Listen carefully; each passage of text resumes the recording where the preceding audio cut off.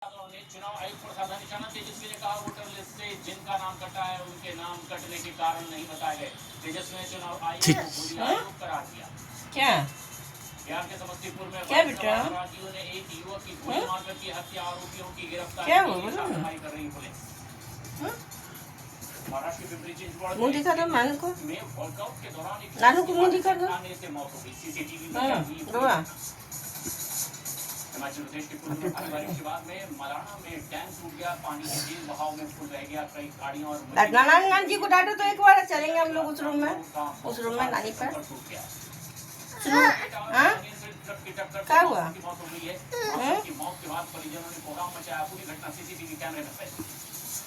उत्तर प्रदेश के मैनपुरी में एक युवती के साथ छेड़छाड़, पुलिस ने केस दर्ज कर आरोपियों को किया गिरफ्तार।